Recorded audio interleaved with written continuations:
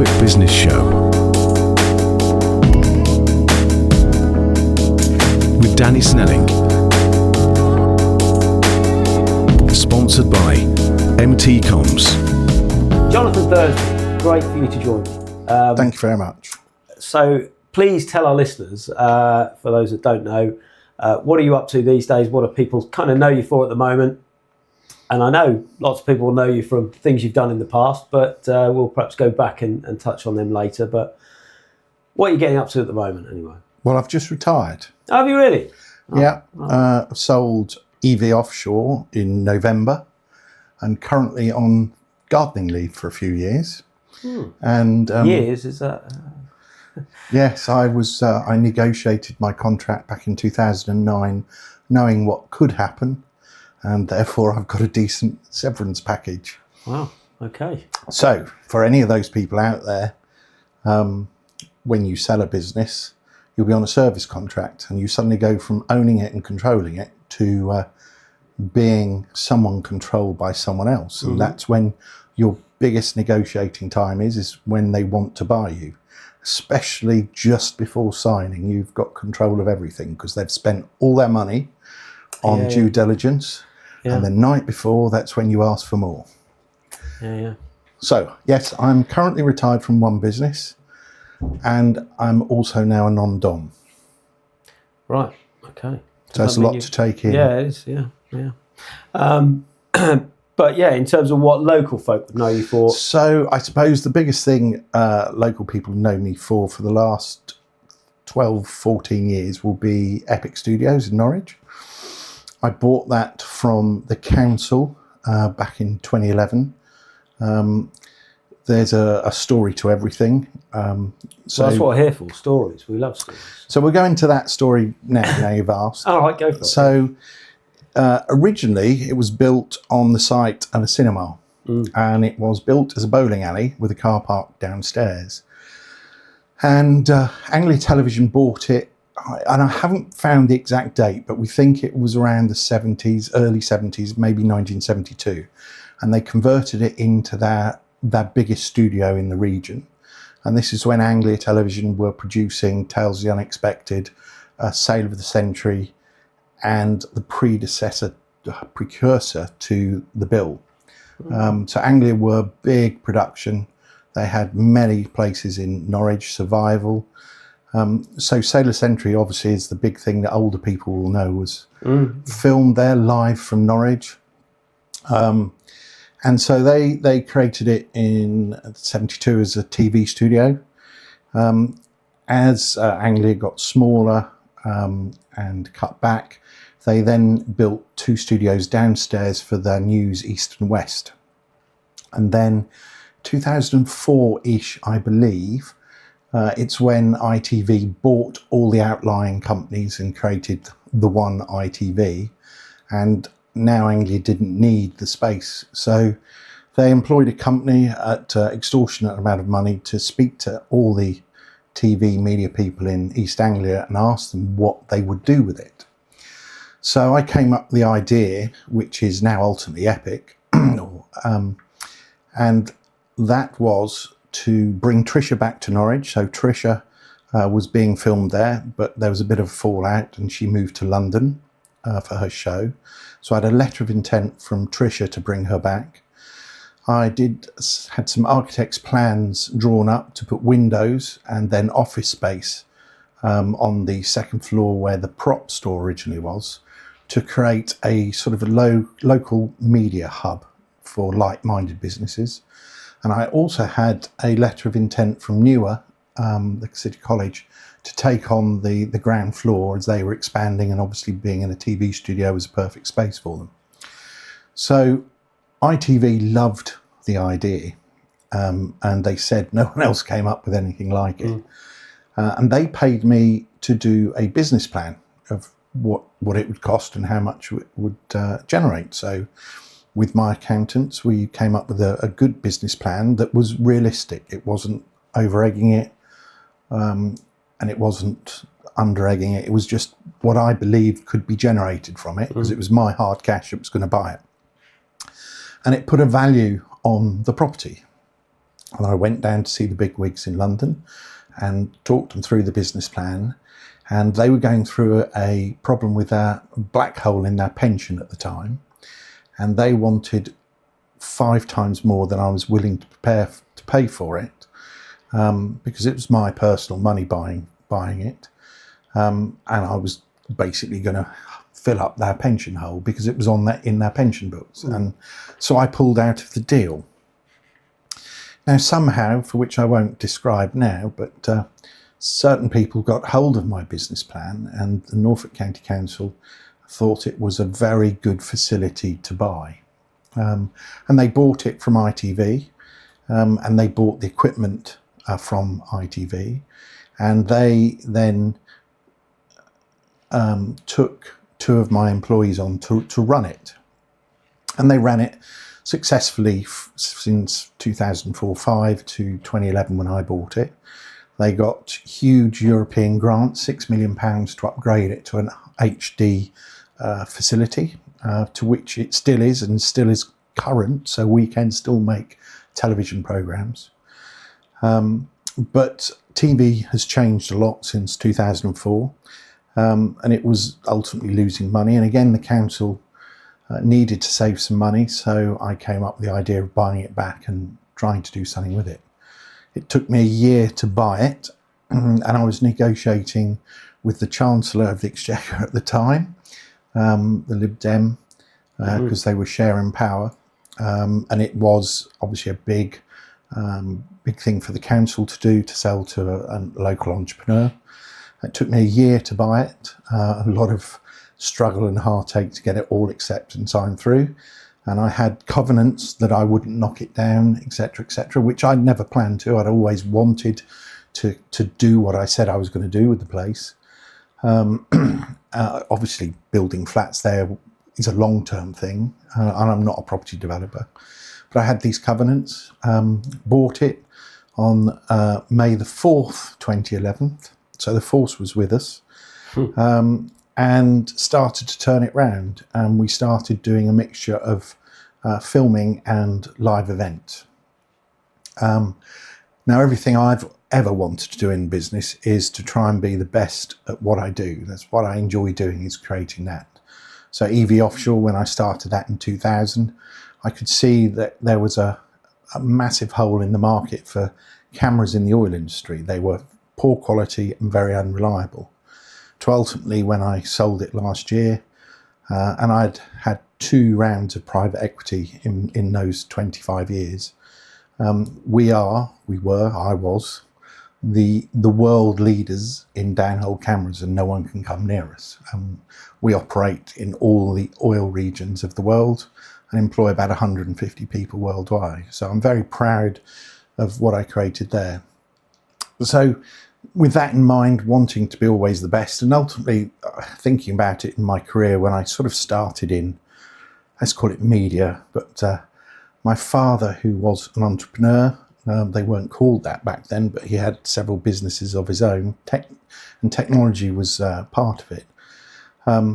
He bought a video camera back in, I would like to think 82, a Sony Betamax. Sony were the better of the home cameras at the time, and I also was bought for one Christmas a BBC Micro, and with those 2 items I started making videos of family events and thoroughly enjoyed it. I'm curious, what did you do with the BBC Micro side? So I used the BBC Micro as a graphics machine. So I learned how to program the graphics to create sprites and text for the videos that I'd make. And then I can't even imagine how in an analog world you would overlay graphics onto it. It was quite difficult. There were what's called gen locks back in those days, where you have to time the computer to the video. But the Sony Betamax recorder had an insert edit facility, an assemble edit, and an audio dub. And between all that, I was able to make a video. And I can't find that video. I know what it was, and I'd love to find it one day, and it might be in someone's loft, I hope. And and it'll be embarrassing, but it was what started me on this journey ultimately. But from those days, always wanting to improve. So Epic, I wanted it to be the best facility, the best venue in the area. So we've invested £500,000 on a PA system. There's only 6 PA systems in venues like that in England. It's the Rolls-Royce PA system. Last year, I invested another £500,000 into the lighting rig and the lasers and the LED wall, the bar, etc., etc. It goes on. And I think since COVID, we've created, I believe, the best venue in Norfolk. We do multiple events. The one most of the women will know will be Bongo's Bingo. We've created a safe place for women, which is important. They enjoy it. They enjoy every event. And that's what I enjoy doing. The best. And it is fun. It's great fun. There's a lot of stress with a lot of bar staff, a lot of public, and that gives its own headaches. But that's probably what people know me for at the moment. And I've got to say, I've been many times, but it's absolutely everything you say it is. It's certainly one of the only places that I wouldn't even say mature audience, because it just gets you away from that high street that is now inundated with, I wouldn't even say 20-somethings. It's below that now, and it's there's nowhere else for us to go. But it does appeal to all audiences as well, and even the Bongo Bingo. It's not just women. I've seen so many people there. It's and different walks of life as well. But music in general breaks down those barriers, and certainly my kids of my generation, early 20s, they're into music that I used to listen to at their age. And that there's almost like a bit of a revolution going on at the moment, I think, against new music. And well, to sound old, they don't make music like they used to. don't. They absolutely don't. Yeah. But the youngsters do listen to the 70s and 80s, 60s, 70s and 80s music. It's the music I love. We're probably known for putting older bands on, but we pull the audience, which is the important thing, to pay people's wages and to create a happy, safe, enjoyable environment is the most important thing. We're the only people who have a medic with defibrillator on station, because obviously... Is that because there's a few older guys there? Well, there is partly that, but people enjoy them so much. They enjoy the venue so much they can get a bit overexcited. So So again, it is just looking after everyone is important, and the safe environment. So people can relax and enjoy themselves. And I mentioned Bongo's Bingo, but we do many different events: the boxing, wrestling, cage fighting, all walks of music, DJs, darts, snooker. We try and we do everything to entertain people. Hopefully we do it right. We don't get it right all the time, and we occasionally get let down by people, but we try. It's not easy, but I think we've created the best venue in East Anglia. I don't disagree. I really don't. I think it's a fantastic venue. I really do. So, when you were making those business plans early doors for Epic, is this what you foresaw it as, or has it changed quite? Has it moved away from the media side? I wanted to do more TV and video when I first bought it, but the shape of the media and TV industry in England was changing rapidly. And I realised that wasn't going to pay the wages and the overheads. So we gradually got into the venue side, and it took a long while to become established, whether it was locally or on the touring scene, to be able to get bands. And obviously we've got some good venues in Norwich who've got years of historic use. So that took a long while to get people locally and nationally to come. So what is the process? Put your name out there so you can either buy agents, or you can either buy someone. So Bad Manners is a prime example, and he was one of the first we had at Christmas, and we've had them ever since, and it's a very very fun night for the older gentlemen. There aren't so many pints being thrown as there were 10 years ago, but it's still a good evening. So we buy him direct, but then we have agents who will bring bands to us, or we will go and track someone down that we want, and we'll either do a deal on tickets and the venue hire. And again, in the last few years, it's the corporate side that has been important, because people look at it, they'll come to an event, see several hundred people enjoying themselves and think, oh, I must be making a fortune. But what people don't realise is on a Sunday, Monday, Tuesday, Wednesday, we're shut and we've got all the overheads but no income. And that's probably the hardest bit. So doing corporate events daytime helps. The corporate parties during the evening, again, getting known for it. There aren't many spaces where you can go and have a good quality meal and a good entertainment evening in Norwich, I feel. And it's one of the things that we started a couple of years with Christmas corporate events, and everyone said it was amazing. And so we're doing more and more of those. Where do you see it going? Carrying on as it is, or is there any one sort of thing performing better? Or we're always monitoring, and so if someone had told me business plans back in 2005, I reckon I would have said yes, thank you very much. I need that for the bank manager. What do I really need one of those for? And laughed at them. When I did my first private equity deal back in 2009, again, business plans were key to that deal. And then I saw the other side of the importance of them. So I believe in them as a tool, as a very good way of putting down on a piece of paper what you want to do, what you expect to do. But that's not it. You mustn't ignore it then. It's about monitoring it weekly, monthly, and seeing what's changed from what you originally thought. Now, that's whether it's verbiage on I'm going to do this, or whether it's financial numbers, this worked well, this didn't work well. Or it could be simply, I enjoy doing this more. Yes, anything. But it's the constant feedback into the plan, because the day you finish it, it's never right, and it's constantly changing. So we monitor everything.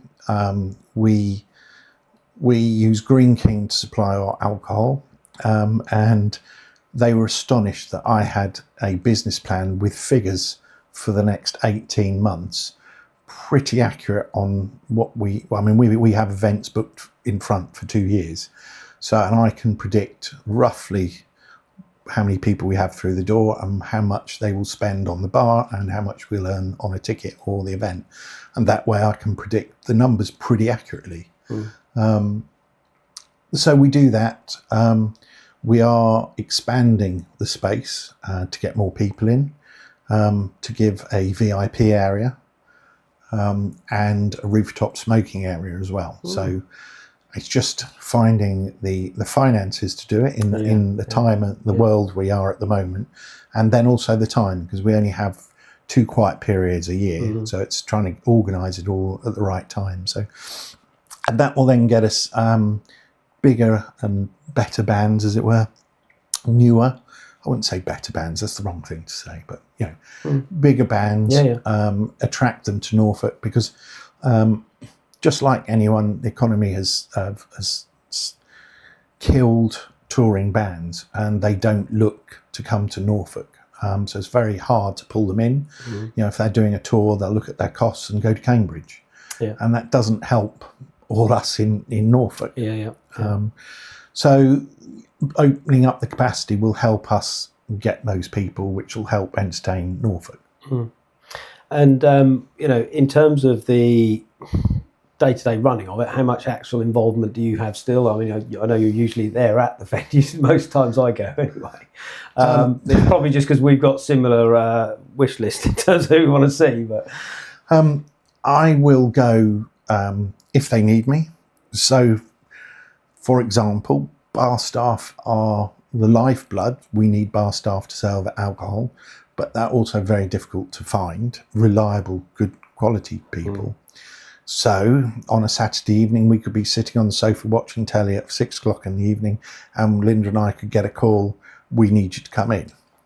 Now, we will go in because I enjoy doing it. It's absolutely great fun. You get to meet the punters. They haven't got a clue who you are. And it's, it's hard work. There's no question about it, but it's a different type of work that I'm used to, and therefore it becomes relaxing and I enjoy it. So we will go when we're needed.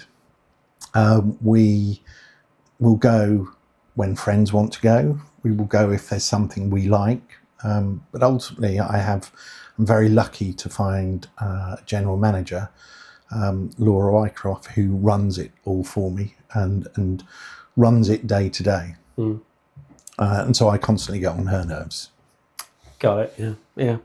But still, it's nice to have that option to go if you want, and perhaps not if you don't want to. But yeah, it's always great to see you there anyway. So I think we covered most from Epic, but how did this all begin? Obviously there was far more to it before then, and I know there's a Top Gear connection. Can we, before we touch on that, even, is there anything prior to that?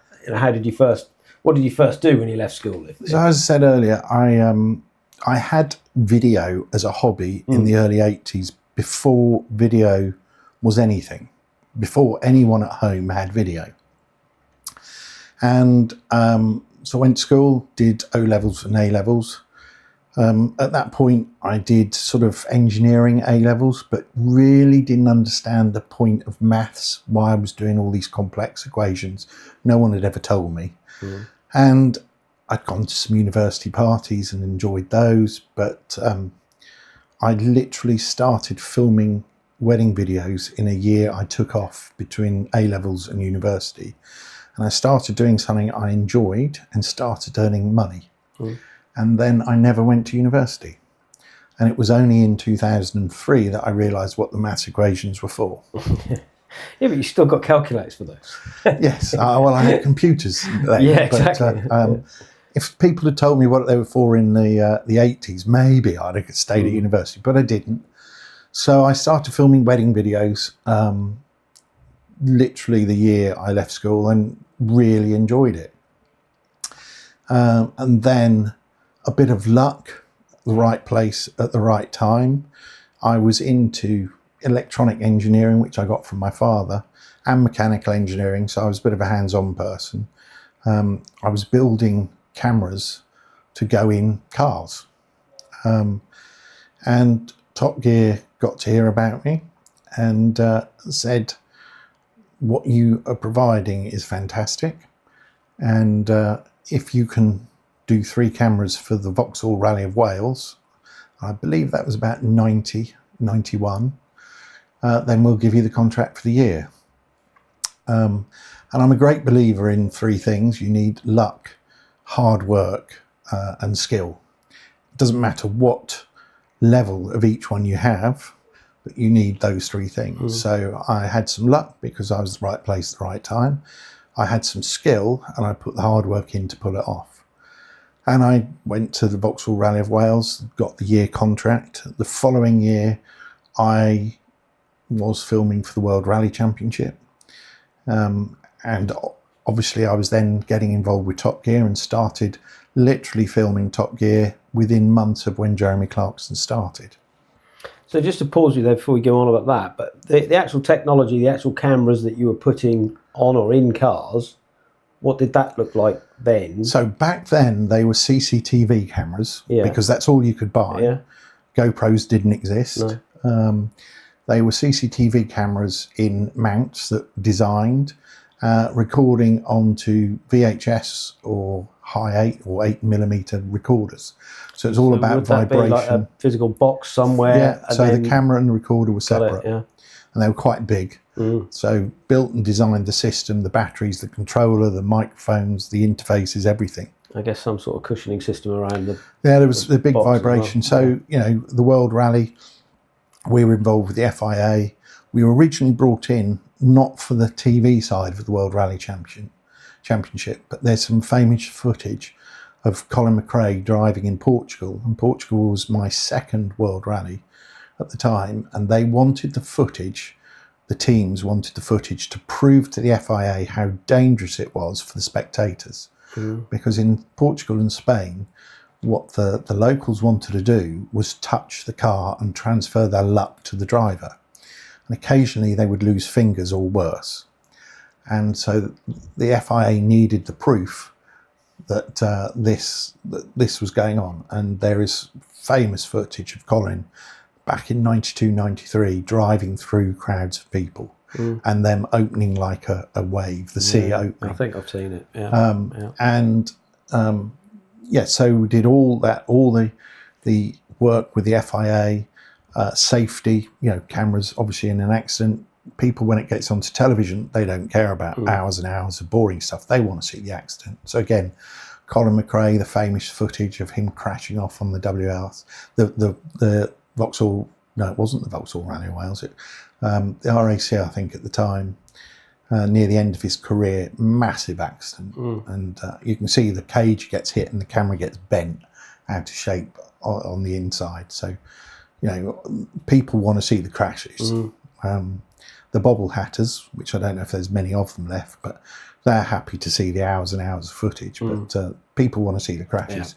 So you have to build something that's capable of those environments. So in rallying, it's low frequency, but high energy impact and vibration with temperatures up in the 70 degrees. And in those early days, tape would stick to the heads around 60, 70 degrees, so that wasn't easy to cool them.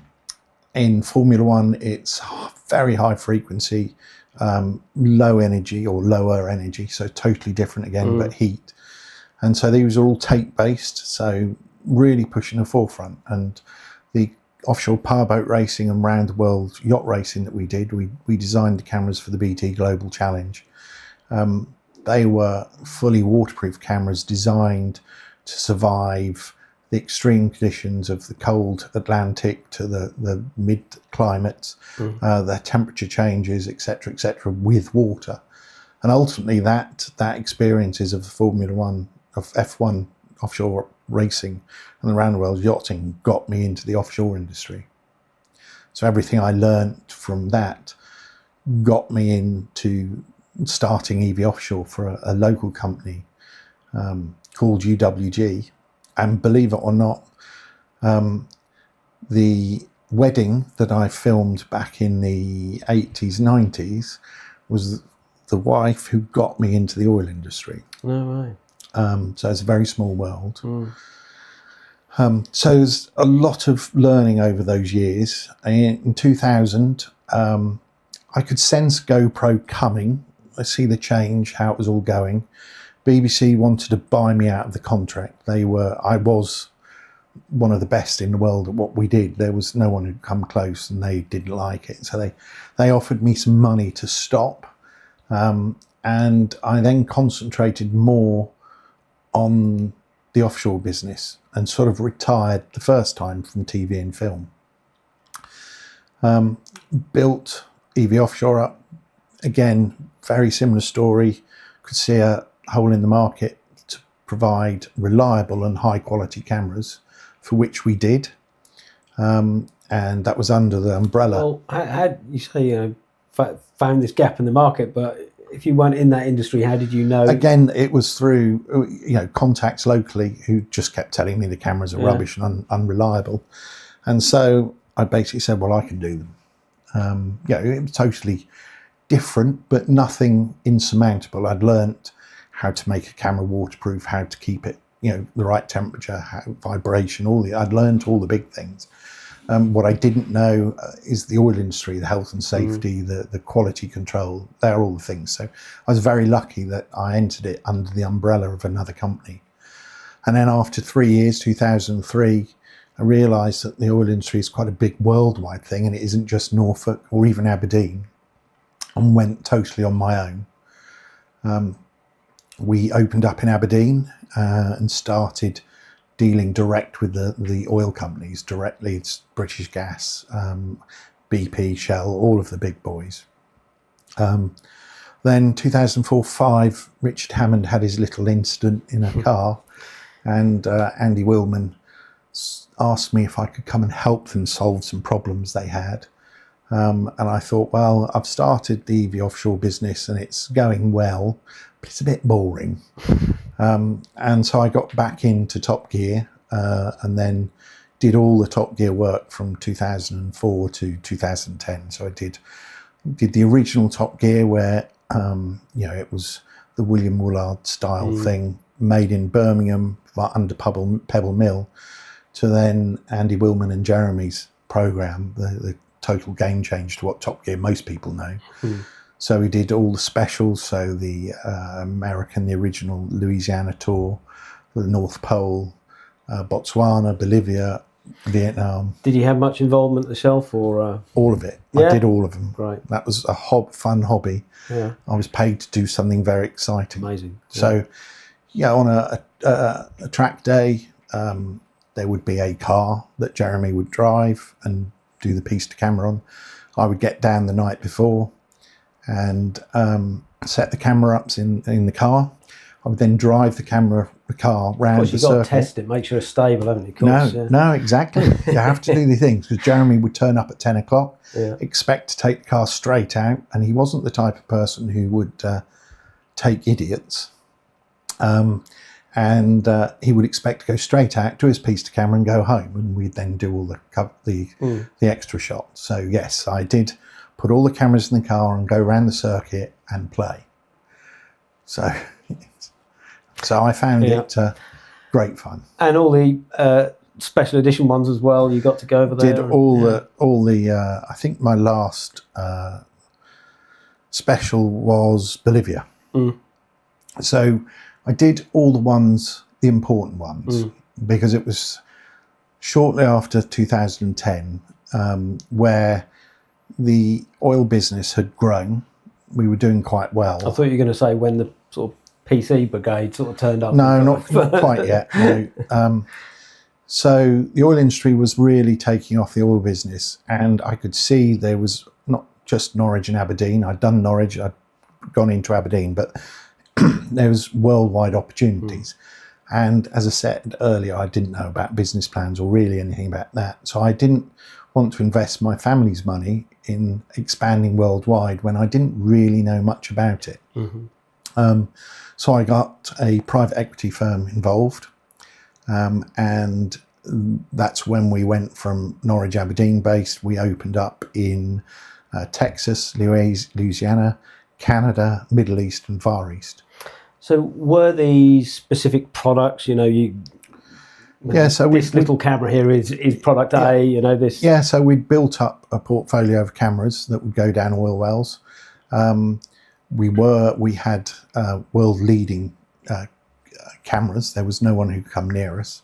And a private equity company bought into my vision and where we wanted to go, and we expanded exceptionally rapidly over 4 years. And it was incredible learning experience, on the business side. The technology, it was hard. We were pushing the boundaries all the time. There were late nights, all those things. But we did it, and give or take a few months, give or take a few thousand on EBITDA, we hit the target in 2014, and another private equity company came along and bought out the original private equity, with the vision that we'd expand a few more regions and more products, etc. That ran till 2016 when Trump got in the first time and ultimately destroyed the price of the barrel of oil, and became not a worldwide recession, but it became an oil industry recession. And the value of the company, we went down probably from 7-8 million EBITDA down to 2 million EBITDA. So it wasn't great. Private equity believed in us, and we bought, obviously it's a good time to buy companies, so we bought a software company. So we're bolting on technologies that would enhance the cameras. So the software company, they did measurements of oil wells. And so putting those two together, where we were then measuring things with cameras down wells, we had a better service. So we then built the business back up again, and then COVID happened. So, but we'd learned how to survive during a severe downturn. And then COVID went, and we built it back up again to 9 million EBITDA last year, and then we sold to a sovereign wealth fund in Abu Dhabi in November. Wow. Quite a journey. It's been a bit of a journey from weddings. Certainly been eventful. Top Gear, all the important ones, as I said, I've done. In 2010, the private equity company wouldn't let me work on Top Gear again, so I had to retire from TV yet again, and said goodbye to them. And I believe I had the best years, because it was shortly after that they got on to BBC One. Their budgets went through the roof, the health and safety went through the roof. And the three guys, they're not actors. That's what I think was the draw, you know. That's so absolutely what you saw was real. None of it, that's not true. Things were planned. For example, we would leave the hotel in the morning, and we knew that we would be at the hotel in the evening, and we'd have to drive these roads, and there would be things happen during the day. But that was it. Nothing else was planned. If something happened, it happened, and they had to work. We had to work out what to do. Any funny stories that perhaps haven't been on TV that happened on those, certainly the specials or anything really? There are too many. Yeah, I imagine. I think there's crossing the English Channel in the three cars. Yeah. That took all week to film that, which originally it was only meant to be a day trip. But again, I've got boating experience, so we got to Dover, and I told Mr. Willman there's not a hope we're going tomorrow, and he said, well, the BBC weatherman thing is good, and I said, all right, that's fine, I don't mind. And obviously it was quite rough in Dover, and we had the SBS divers with us looking after for health and safety, and they said, we're not going out there if we've got to protect the guys. So nothing happened the first day. The next day, Jeremy would only be the person to say, literally stood at Dover Hoverport and said, this isn't how we got to the beaches. And so then we spent the day filming in the harbour, at which point we realised the Triumph Herald didn't have a hope to get across to Calais in a week, let alone a day. And so James actually did manage to sink it and turn it over. And then the Fiat camper van was just slow. But again, we realised that wasn't going to get across in the day. So that night, we decided, and I'm probably, Ben has given all his secrets away. So we decided that the camper van had to be done with very early. Right. And we left Dover. It was a glorious, glorious sunny day. And I went in the camper van and hold the tyres, tried to sink it, and we could not sink it. It would not sink. It was full of expanding foam. In the end, the support vessel we put a rope on it and pulled it over. And the video that you see is a reverse of it flipping upright again. No way. And you never see it sink. You just see flotsam on the top. So then the three got in the Nissan and started going across.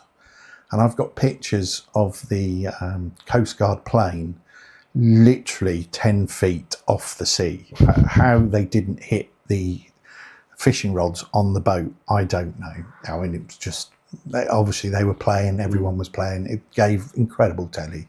Oh, God, it did. Yeah. And then, again, Clarkson, he is what you see, he is. I bet so. And they got to the beach, and no one had really thought, apart from, well, we'll just get in it and drive it up the beach. No one had thought, well, it's been in the sea all day, etc., what it'll do. So Clarkson, full as much power as you get out of the engine, up the beach. James fell out the back near the propeller. How he didn't get chopped up, I don't know. And I was watching this from about 50 yards off. And then as the Nissan went up the beach. It then rolled down and went sideways. Richard then got thrown out onto the side, and the Nissan was then, as the waves were knocking it up the beach, and how he crawled out, I don't know. Did you get all this on camera? This is all on camera, but it was cleverly cut. And the best thing about it was shortly after Richard's accident, so the BBC Health and Safety were pretty key. Now, I don't know how it happened, but somehow we left the BBC Health and Safety guy at Dover. He missed the boat. Brilliant. But there are stories from everyone. I can imagine. Botswana, and anyone who's seen the last Grand Tour, they will understand this. So Botswana, from everyone's point of view, so that's the guys, the crew, and I think everyone who watched it, the original Botswana, said it was the best. And I think one of the reasons it was the best was because it literally was us. When I say us, the three of them and the team, with those three cars getting across the desert. And if you watch, I'm the one doing all the work on the cars. So I'm the one driving with Richard holding the torch when his alternator goes. I'm the one who drives the car, the Opel Kadett, back into the camp after Richard had drowned it. Yeah. And Richard forgot to turn the cameras on the first time, and so we had to do that take twice. So it was properly submerged. I was the one who, when James's starter motor stuck, knocked it in. I was the one who got sand out of the steering rack of the Kadett. I was the one who made the Kadett waterproof in the first place. Yeah, it was us against the desert. And the first night we hit the Okavango Delta, we had love. I mean, it was lovely. It was a camp, but it was lovely. And we drank all the alcohol for the 2 weeks that night. Now, luckily, we had a helicopter, and we sent the helicopter off to get more drink. But again, there's shots that part of the gag was there was a cow's head that they found. We were stopped in a town, and there was a cow's head. So Jeremy thought it quite funny that to put it in the back of, I think it was James's car to start with, whatever, can't remember. And there we got into the Okavango, out in the middle of nowhere, and we've got three guards with us with rifles to protect us, to seriously protect us. And we're out there, sunset, absolutely gorgeous, and it looks lovely to us. And the guy said, "We need to go now." Why? The hyenas have smelt the blood, and they're now circled us, and we need to go back to camp before they attack. It's like they're hyenas, they're only dogs. No, they kill more people than anyone. Anyway, got back to camp. They did their funny bits with the camera, and then it was they had to get rid of the cow's head so hyenas didn't find us. But then that night, the three cars were in a bit of a mess. Now, James is the Mercedes. The only fault it had the whole trip was a faulty coil on the spark plug. It survived everything, but the other two were dying. Refresh my memory. What were the other two? There was an Italian Alfa, which was a 2-litre automatic. And the day that turned up, I could smell the head gaskets gone. It was pissing out water. So I thought, how the hell are we going to get this through? And the Opel Kadett. That's right. Yeah. Oliver, we called it. Yeah. And that night we were in the outback camping, and we needed to look after the cars. Jeremy isn't mechanical, so he said, "No, I'm just going to stay here, have a wine. You go off and film it." So we went off with a film crew, guy who works for me, local guy, Gary, myself, Andy Willman, and one of the film crew, and Richard and James, and went to fix the cars. Now, at this point, I knew the guys, but I didn't really know their skill sets apart from being presenters. What I realised that night was James had a photographic memory, but doing stuff, he couldn't do anything. He could tell you how many turns you need to open the bleed screw drum brakes of the Kadett. He could tell you that, but actually doing it, he didn't have a hope. So between us, we got the Kadett all serviced and ready for the next morning, and the same with the Alfa. so Richard, he can do things, but he's not very clever with his doing things, but he's happy to get involved. Yeah, or just, yeah. And we'd obviously taken a slab of lager to help us work. Obviously, it's a bit warm and we needed some lubrication. And the guys looking after us said, no, call us when on the radio when you need to come back, because we need to, watch you. And after a few tins, we decided that we were men and we could walk back. And the river was on one side and we had a little sandy road we walked back. It's about half a mile from the campsite where we're looking after the cars, because Jeremy didn't want to hear the generator. And we walked down this road under the stars. It was absolutely gorgeous, having a can, thinking, whatever is anyone worried about? Until you see these eyes in the river and you realise they're hippos. Jeez. And they stalk you. So we did speed up back to the camp. Yeah. But everyone has a story. Oh, I imagine, yeah. And I'm sure we could live off those for many years. But I'm sure you do still live on those, because I would.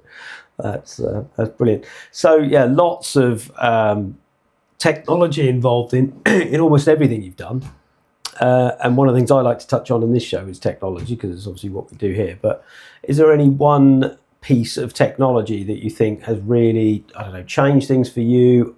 Obviously the cameras and the oil connection to those, but perhaps in more modern times, has there been one bit of technology that has really helped you, benefited you?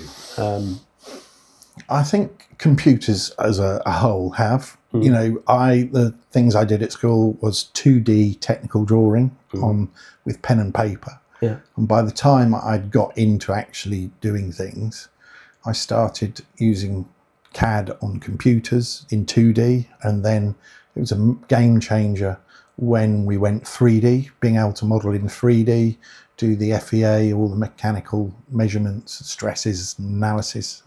They were all game changers. And then to be able to print parts. So that was all phenomenal.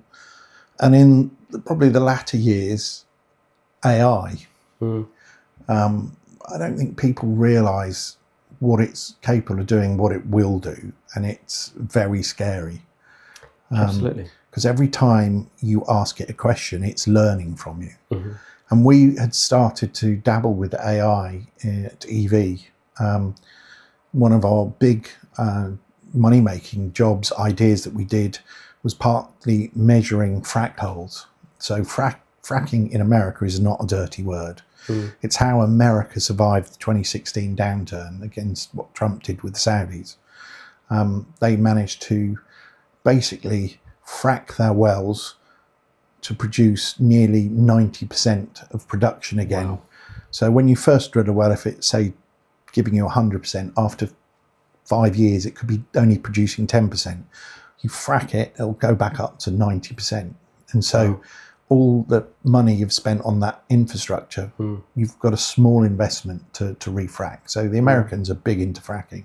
So what is, I never even looked at it. What is the downsides to doing it? Is it just... So basically, very simply, if you imagine a straw that goes into a balloon, and the balloon has the gas or the oil reserve, and when they first perforate, so they use like shotgun cartridges to blow holes in the steel tubing, the straw pipe in the balloon, which then opens out into the reservoir so the gas or the oil can flow back up.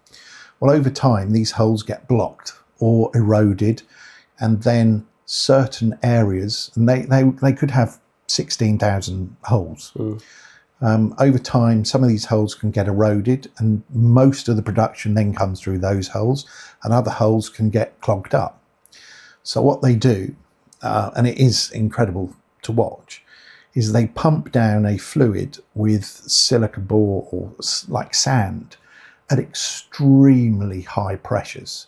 And when I talk about it, they can have 20 Arctic trucks with 2,000 horsepower engines, probably 10 on each of them, So like 100,000 horsepower of hydraulic power pumping this water back into these holes to open them up, to open the areas up that are producing again.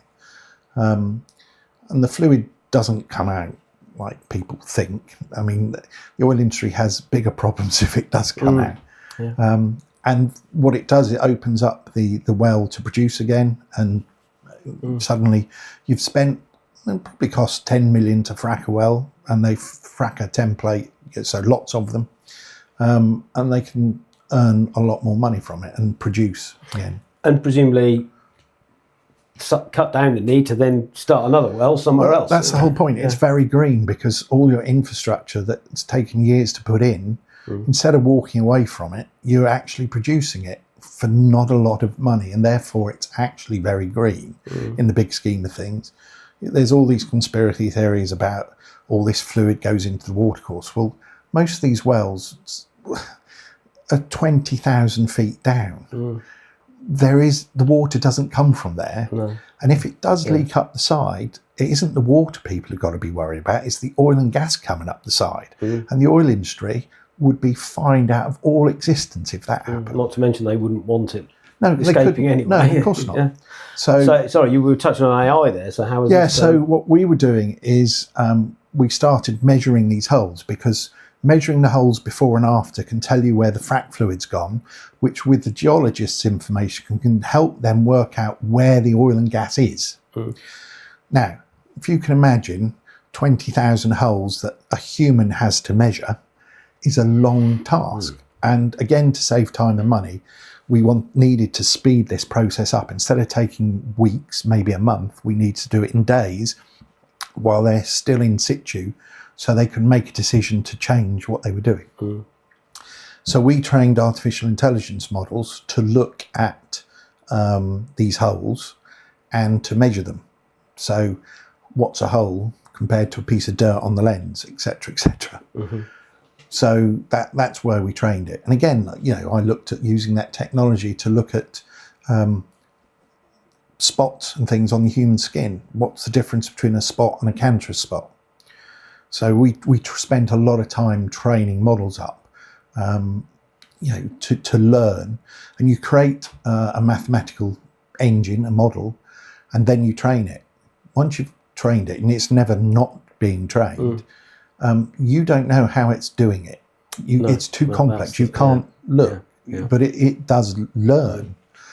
And so, it's quite complex what we did, and quite advanced. But obviously AI is out there now, and solicitors, accountants, social media.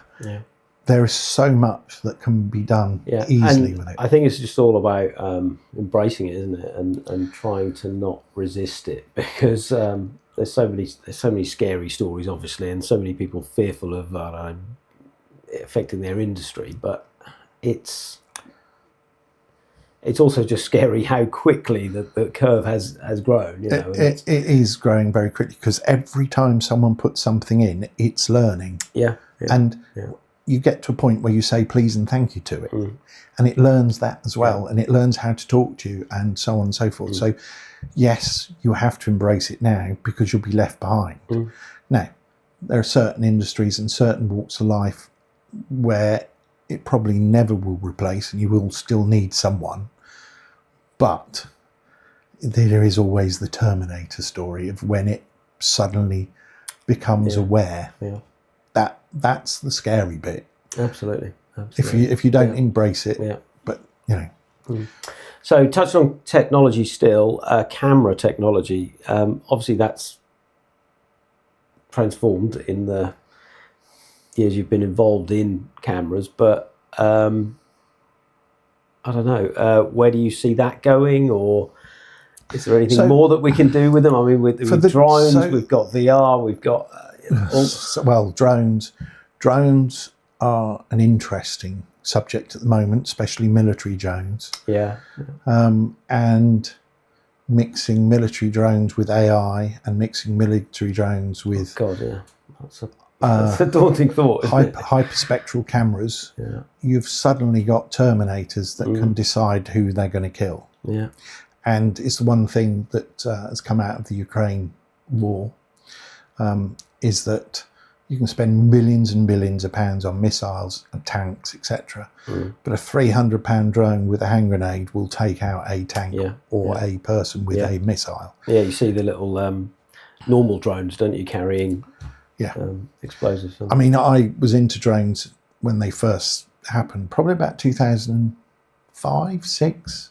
And I enjoyed flying them. I was always into model flying. So I enjoyed flying them, and I thought, what's the point of this? And put them away. And then it started to pick up in 2009, 10, and I got some new drones. I thought, actually, I probably got mine in 2010. I remember you commenting on a post that I posted on Facebook. Probably. Look, I just got this drone. I took off in Old Catton, half a mile from the airport. I know. I went up and down. I think that's probably a bit naughty. Well, it wasn't. There were no rules then. No, there weren't. No, and that's the thing. And yes, but what they could do then, and I happened to be in an event where the head of MI5 was there, and I asked the question, what's stopping me flying a drone from the M25 with a hand grenade and buying some uranium from RS Components, strapping it round the hand grenade and flying it into Trafalgar Square? Yeah. You're never going to find it. You're never going to find me, and it will create pandemonium. Yeah. And that's the scary bit where we are. Yeah, it is. It is. They are. And the Ukraine war is a perfect example of that. Yes, they do use off-the-shelf drones, don't they? They do, and our side are quickly trying to catch up to it, because it is going to be the future. Not the big drones so much, because obviously I've been doing that for many years, but the small micro drones in swarms, because you've now seen. I mean, Christ, there you go. incredible. You now have a swarm of drones, each with a hand grenade, each with its own brain, being able to look and find a heat signature of a person. Doesn't even need a brain. Follow the one that has got a brain. And they all just replicate whatever that does. That's scary. Yeah, so you suddenly get into real Terminator territory. So it's just the energy source that's lacking at the minute. Yeah, it's true. It's true. But lots of developments, lots of exciting things coming in that respect, I'm sure, over the coming years. But trying to think what else we can touch on technology-wise. But VR, presumably you've used that to some degree. And used VR. I think VR is in its infancy until it goes to AR, where it's augmented reality and you can wear it on your glasses without a stupid headset. Yeah. Well, I always wear mine. They're not AR yet, but I know some are, and I've had many of them, but they're not there yet. No, that's the next step. And there'll be things like you'll be able to put a AR, VR headset on and stand in a movie set or a venue, a music gig, and walk around the venue in real time, real life, while they play and sing. I've got a 3D 180 camera. Is that the right? Yeah. A VR 180 3D, because it's got the two cameras side by side, and I can stick it on a tripod somewhere, and that's the best thing I've got so far in terms of VR. And I'll stick it in the corner at Christmas Day or something. We've got the family round unwrapping presents, and you stick your VR headset on, and it is the most amazing. I mean, I've got 360 camera as well, which is not 3D. Yeah. And that's okay, but you're just looking around, Yeah, and that's when you get the depth of field involved. Exactly, it's the 3D. So I was back in '96 because of the onboard cameras and because of another local company I worked for called Televirtual, who produced Nightmare, Broadsword Television, etc. I got involved with the nuclear industry and made my mini cameras three-dimensional. I put them in rally cars, and I learned all about 3D cameras, and it's very complex, working out depth of field, Yeah. where your eyes look and join, and creating that perspective. So I learned all that. It was very, very interesting. But that's the technology needs to get smaller. The cameras, to do what people want, will need to go 3 or 4 times more resolution. But more difficult is the lenses, because lenses are actually incredibly difficult to make. That small, that accurate, and that high resolution. I bet. Yeah. Don't know what else we can touch on now. I think we've just about covered it. But is there anything else you want to add? Or I always ask: is there anything you're looking for? Any one specific company or person you'd like a warm intro to? Or I like helping young entrepreneurs who have started or struggling and starting, to give them the story, to explain a bit like the business plan. I remember laughing at business plans, and then what the hell they for? If I don't sell something tomorrow, what am I going to do about a business plan? Isn't going to help me. So I like helping those sort of people for seed funding, as well as, and it's not just about the money. It's about the knowledge and experience of running a business, an entrepreneurial business. The drones and the military side of it, I've got some ideas that really could take those to the next level. And I know our governments, and the good governments, our side of the world, is looking for local suppliers who are non-red flagged. And I've got some good ideas and contacts and skill sets to create those drones. Interesting. Other than that, just to touch a bit more personally on Linda, your family, all okay? Yeah, they're all good. As I said, I am now non-dom, and it isn't just for the tax. It's how recently is it? April the 5th. Right. One of the many to leave. I've done it for lots of reasons. I am retired, as I said, from EV, so I'm on gardening leave. I felt that was a timing to change my life and how I live. Obviously, I see taxes wasted, and I've given a lot of money of tax in my life. But more importantly, it's the way and quality of life. I noticed it when I came back last week. People are angry and feel hard done by in England, and the road rage, the stabbings, everything like that is depressing, and I don't like it. It's everything, isn't it? It's kids in school are angry. Everyone is angry. There are so many 20-somethings are angry because they can't get on the property market. Everyone is everything. Rules and regulations are just extreme. I just don't know how I would survive in business if the rules were like they were 40 years ago. And you don't go to school, no one teaches you these things, but the moment you employ someone, the moment you're in business, the moment you supply something, you're responsible no matter what. Not about employing people or earning money or doing all the good that you do. Absolutely. But you're responsible for absolutely everything, and that's a worry, a concern. So all those reasons are why I've gone.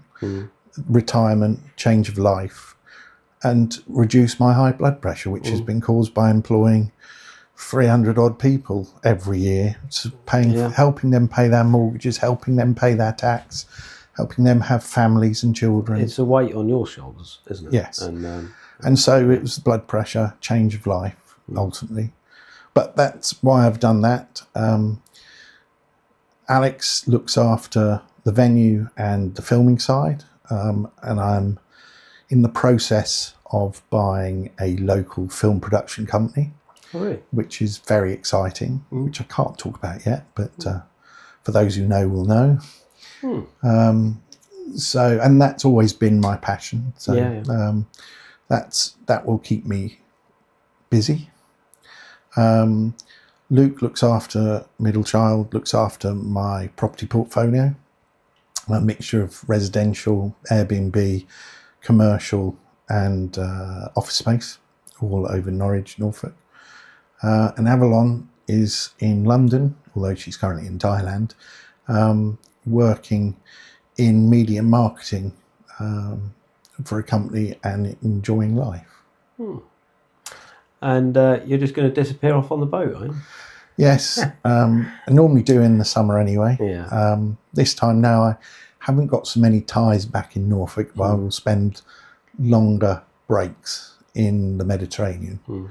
And when I say it isn't retirement, because you're always doing something, answering an email, doing something. There's something else that always comes up on this show, and that is that dirty word retirement. And I'm sure you're under the same agreement. You're never going to actually totally retire. It's just always have a reason to wake up. Change of lifestyle. That's what I've done. I haven't retired. I joke and jest retirement, but lost some of the more extreme pressures. Yeah. Jonathan, it's been an absolute pleasure to come on. Thank you very much. Cheers. Really enjoyed it. The Norfolk Business Show with Danny Snelling. Sponsored by MT Comms.